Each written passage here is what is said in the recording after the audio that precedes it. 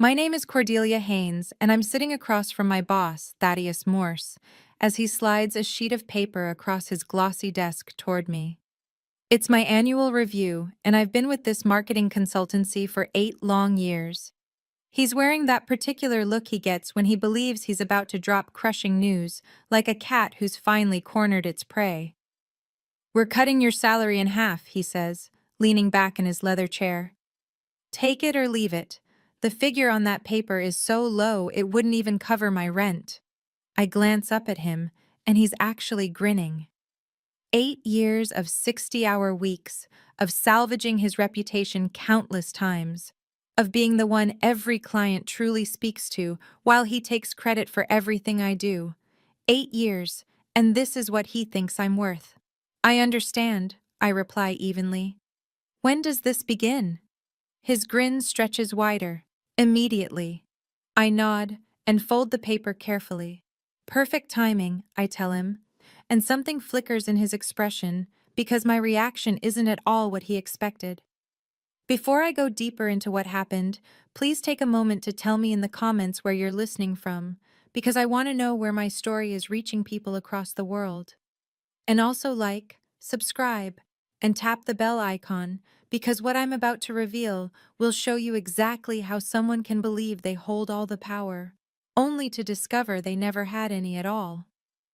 See, what Thaddeus didn't realize, as he sat there trying to humiliate me, was that 3 weeks earlier, I had received a call from Elena Voss. Elena runs the most successful marketing firm in our city, and she'd been observing my work for years. Not Thaddeus's work, mine.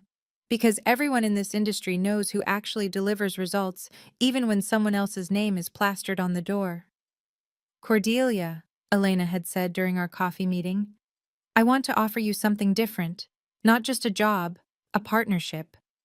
I'm expanding, and I need someone who understands that real business is built on relationships, not arrogance." I hadn't given her an answer that day. I told her I needed time to consider it. But sitting there watching Thaddeus dismantle 8 years of commitment with a single sheet of paper, Elena's offer suddenly felt like the universe aligning perfectly. You have to understand something about Thaddeus Morse. He inherited this company from his father 12 years ago. Never spent a single day in client services. Never had to win over a difficult customer or stay up all night repairing someone else's blunder. He's one of those men who thinks showing up and having his name on the building automatically makes him irreplaceable. What he never understood is that for the past 3 years, I've been running his entire operation. Not officially, of course. Officially, I'm a senior account manager. But in reality, every major decision funnels through me first. Every crisis gets solved by me before it even touches his radar.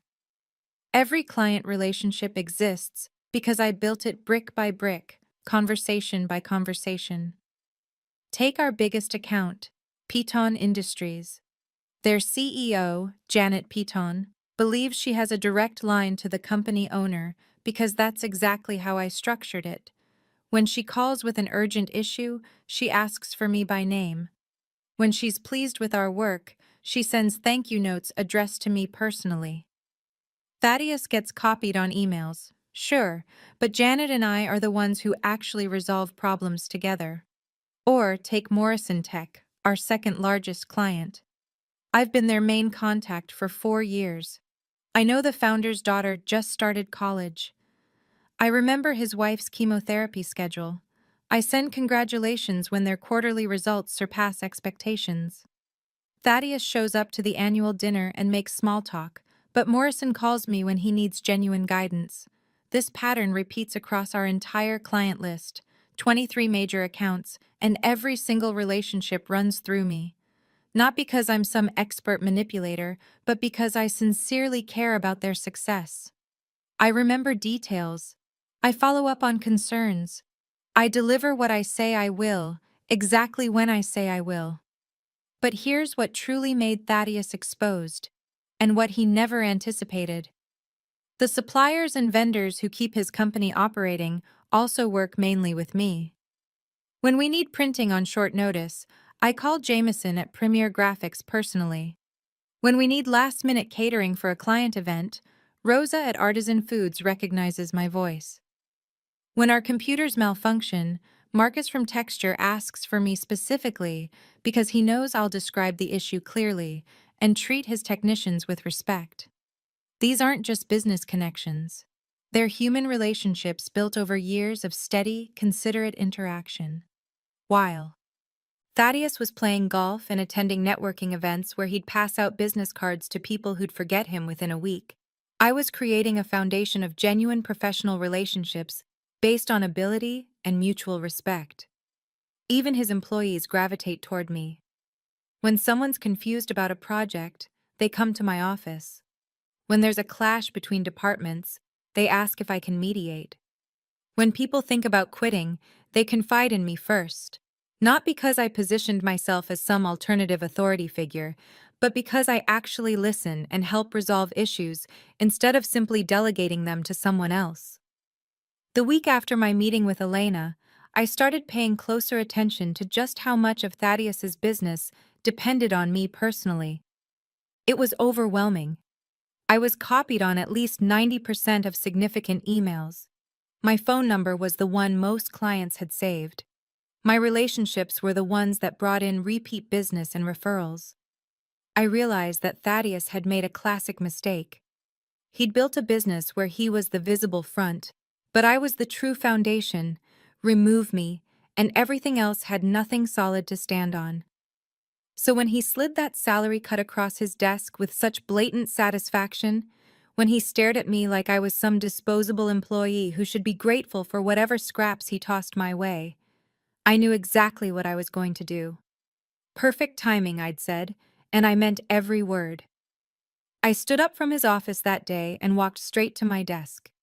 I opened my computer and typed a concise, professional email to Elena Voss. I accept your partnership offer. When would you like me to begin? Her reply came back within 20 minutes. How about Monday? It was Thursday. That afternoon, I submitted my formal resignation to Human Resources. 2 weeks' notice, as required by my contract. Courteous, professional, giving him time to transition my responsibilities to someone else. Of course, what Thaddeus didn't understand was that my responsibilities couldn't actually be passed along.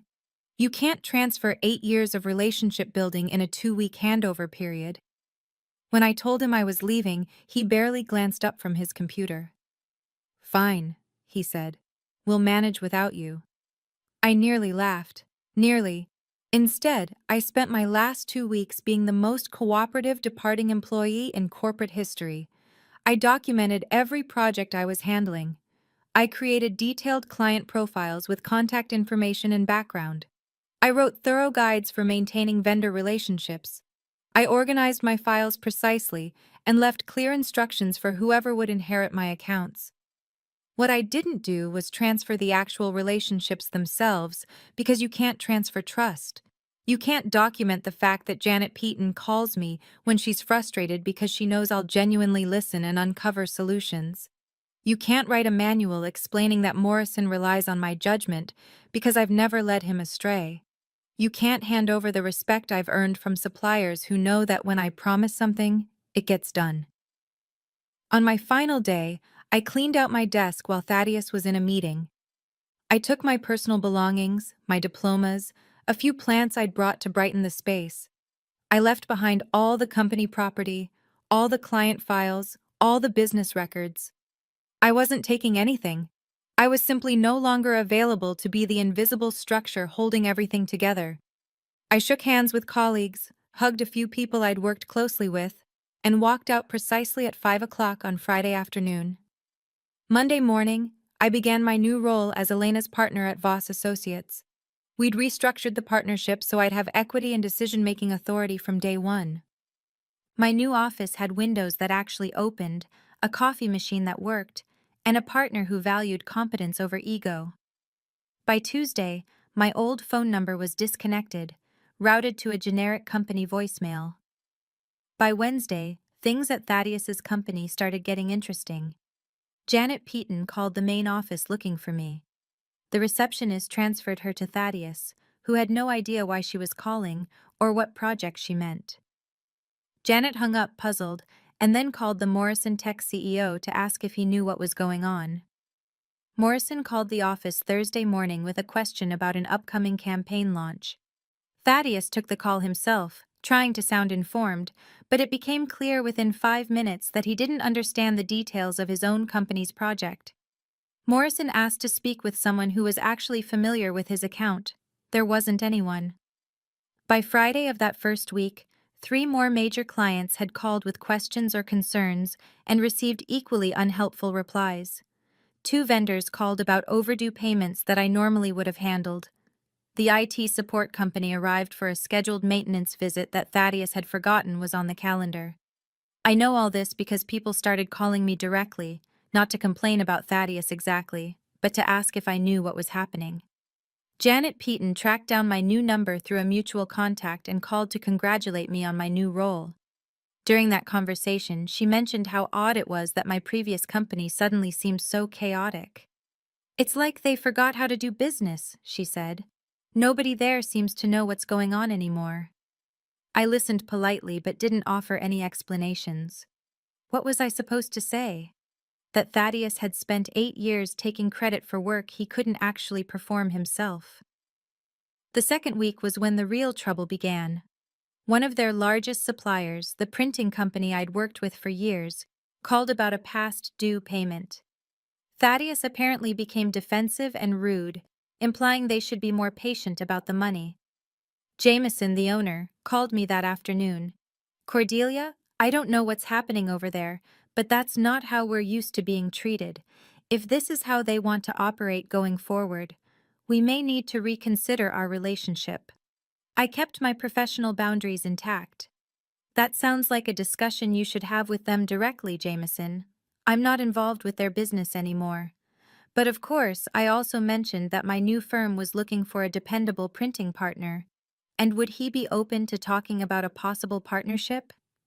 This is where people sometimes misunderstand what happened next.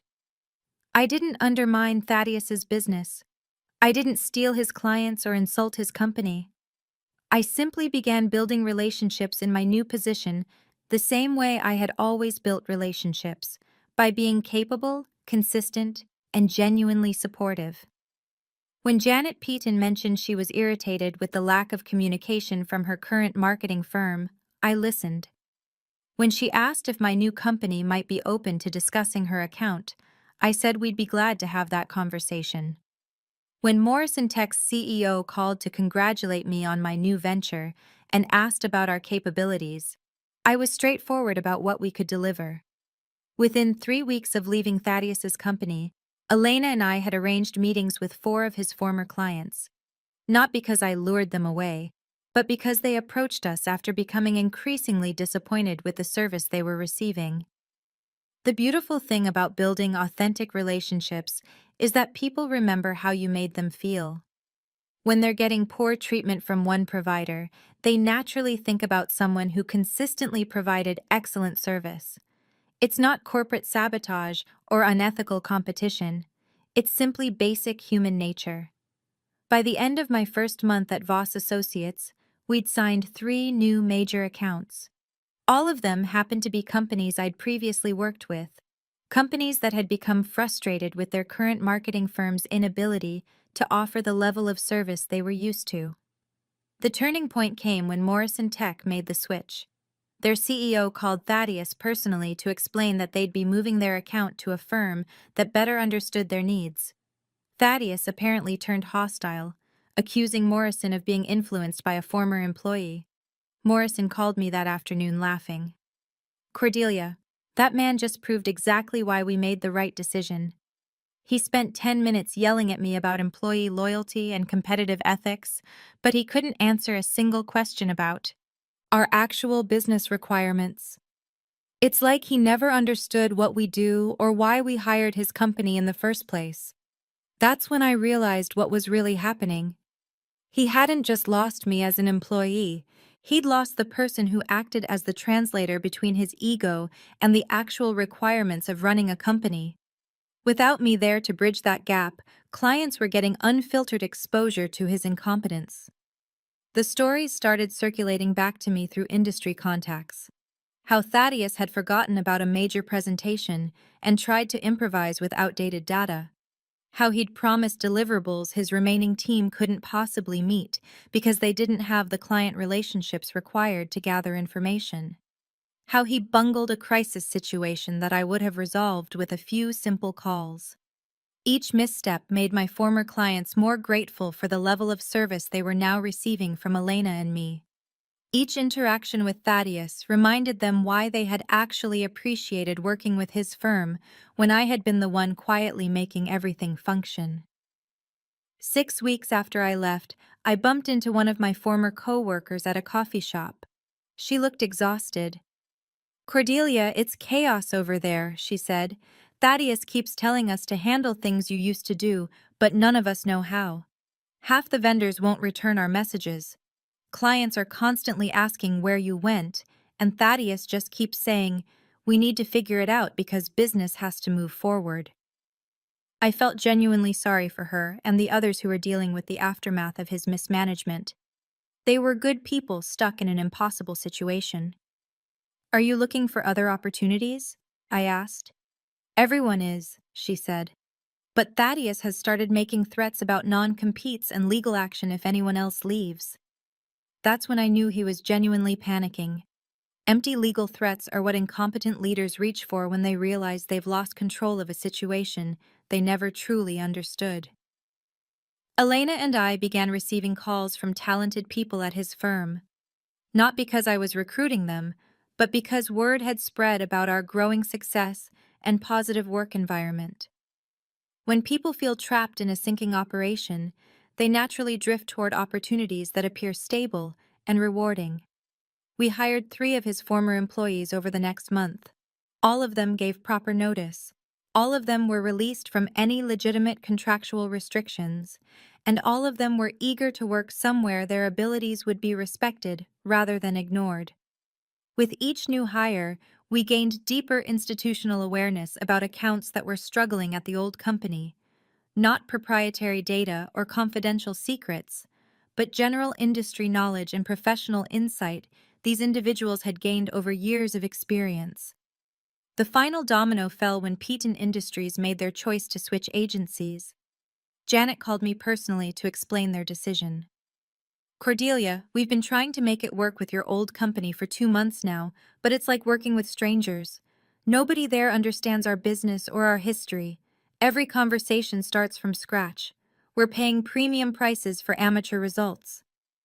When Elena and I secured the Peaton account, we became the fastest-growing marketing firm in the city. In 3 months, we'd gone from a small boutique operation to a major force in the local market. All because Thaddeus Morse believed slashing my salary would teach me my place. The last time I saw him was at an industry networking event about 4 months after I had left his firm. He looked awful, stressed, drained, defensive. When he spotted me across the room, he actually tried to approach. "Cordelia," he said, "we need to talk." I was courteous but firm. "I don't think there's anything for us to discuss." "You ruined my business," he said loudly enough that people nearby turned to listen. I looked at him steadily. "I didn't ruin anything. I just stopped fixing everything." That was the moment he fully understood. I could see it in his expression. For 8 years, he'd been running a company where his most important contribution was staying out of my way while I kept things functioning. When he pushed me out, he lost the only person who had been shielding his incompetence from becoming visible to his clients. He didn't lose his business because I sabotaged it. He lost it because he had never actually been running it in the first place. The room around us had grown silent. Others in our industry were listening to a conversation that perfectly demonstrated why some companies thrive while others collapse. It had nothing to do with revenge or corporate warfare. It had everything to do with recognizing that lasting success comes from real competence and authentic relationships, not from titles and ego and illusions of authority. I excused myself politely and returned to Elena's conversation with a potential new client. 6 months later, I heard from industry contacts that Thaddeus had been forced to sell what remained of his company to a larger firm. The brand name disappeared entirely. His father's legacy, built over decades, was gone. But here's the part most people misunderstand about this story. I never intended to destroy Thaddeus Morse or his company. I never crafted some elaborate revenge plan. I simply refused to continue supporting someone who treated me as disposable while relying completely on my work to maintain his reputation. The most devastating revenge isn't what you do to someone. It's what unfolds when you finally stop doing everything on their behalf. Today, 2 years later, Elena and I run the most successful marketing consultancy across 3 states. We have 47 employees, offices in 2 cities, and a client waitlist stretching nearly 6 months. Forbes highlighted us in an article about women-owned companies transforming their industries. The local business journal even named me Entrepreneur of the Year. But that isn't the twist I want to share. The real twist is what happened to Thaddeus after his company collapsed, and how it led to the most unexpected phone call I've ever received. Remember how I mentioned he was forced to sell whatever was left of his business? What I didn't know then was who ended up buying it. Turns out it was purchased by Meridian Holdings, one of those enormous corporate investment groups that scoop up failing companies, strip them for assets, and either flip them or shut them down completely. Thaddeus walked away with just enough money to clear his debts and maybe survive 6 more months. Not exactly the cushy retirement he probably pictured when he inherited his father's firm. For nearly a year after that, I didn't hear anything about him. Occasionally, someone would mention spotting him at networking events trying to patch up his reputation, but nobody took him seriously anymore. Word spreads quickly in our industry, and everyone already knew what had truly happened to his company. Then, about 8 months ago, something unusual began happening. I started receiving calls from headhunters asking if I could provide insight into Thaddeus Morse's background and work history. Apparently, he was applying for senior leadership roles at various firms. And his resume made it sound like he'd been some kind of visionary executive who built a thriving agency before choosing to pursue new challenges. I was always honest with those recruiters. I explained that while Thaddeus technically owned a company, he hadn't been very involved in daily operations or client relationships. I never insulted him personally, but I didn't help him craft a fictional narrative about his abilities either. Most of those calls ended with the recruiter thanking me and moving on to other candidates. But then, 3 months ago, I received a call that completely stunned me. Miss Haynes, this is Patricia Williams from Blackstone Associates. We're an executive search firm, and we're hoping you might assist with a rather unusual situation. Blackstone Associates is one of the most respected headhunting firms in the nation. They place CEOs and senior executives at Fortune 500 companies. I had no idea why they were reaching out to me. We've been retained by a client to find a chief marketing officer, Patricia continued. It's a major role with extensive responsibility and compensation. Based on our research, we believe you might be the ideal candidate. I was flattered but puzzled. I appreciate the offer, but I'm very satisfied with my current work. I'm a partner at my own firm. We understand, she replied, and we respect your accomplishments. But this opportunity is exceptional. Our client is searching for someone with your specific blend of relationship-building ability and operational expertise. The compensation begins at $400,000 annually, plus equity and bonuses.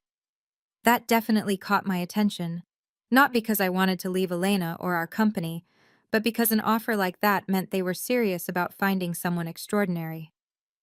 Can you tell me who the client is? I asked. That's where things become sensitive, she said. The role is with Meridian Holdings, specifically to oversee marketing operations for their recently acquired businesses. They're seeking someone who can repair client relationships and restore operational structure to companies that have suffered under poor management. I nearly dropped the phone.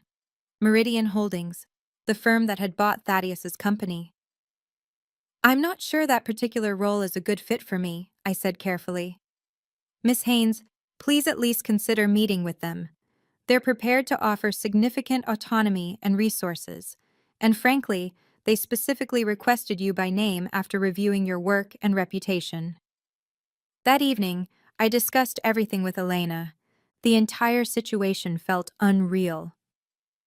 They want you to rehabilitate companies ruined by incompetent leadership, Elena said. That's actually a fascinating position. You'd be doing what you used to do for Thaddeus, but for multiple organizations, and with real recognition and proper compensation. And as for working for the company that bought his firm, why does that bother you?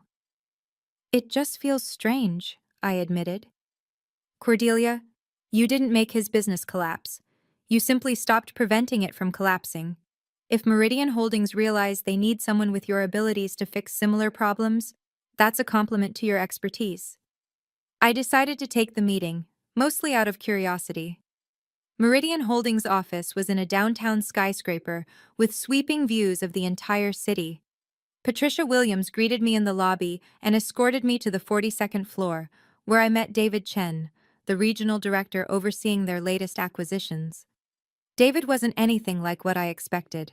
Mid-40s, calm, highly informed about organizational structures. He had clearly studied my background and the situation with Thaddeus's company. Cordelia, thank you for coming.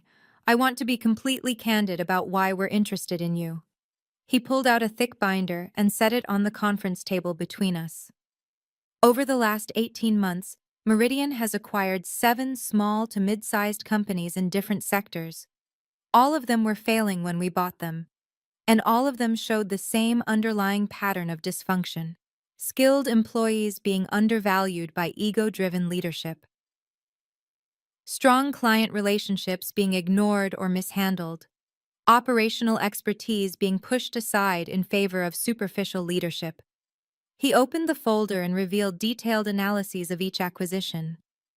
In every case, we found that the true value of the company lived in the relationships and skill sets of mid-level employees who were never properly supported or compensated. When we attempted to rebuild these companies using standard management strategies, we struggled to restore the client trust and operational stability that had originally made them successful. I could already see where this conversation was headed. You want me to help you identify and retain the individuals who actually kept those companies running. Precisely.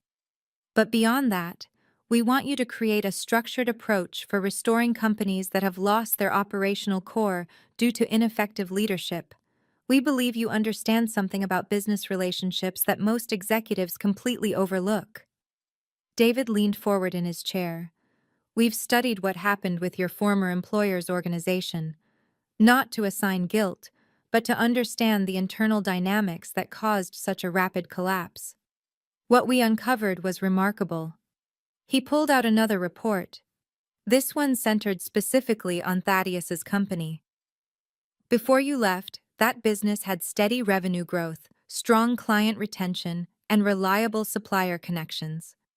Within 6 months of your departure, all of those indicators dropped sharply. But here's what really caught our eye. The clients who transitioned to your new firm reported higher satisfaction and better outcomes than they'd ever experienced before. I remained unsure where he was steering this. That tells us you weren't merely preserving existing relationships. You were delivering a level of service that surpassed what those clients had previously received, even while operating under someone else's structure. And what does that have to do with Meridian Holdings?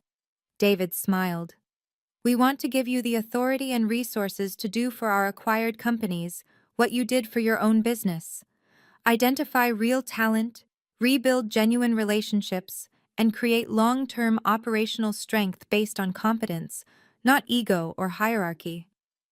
The offer was even more significant than Patricia had suggested. A $400,000 base salary, plus performance bonuses that could double that amount, plus equity in the companies I successfully restored.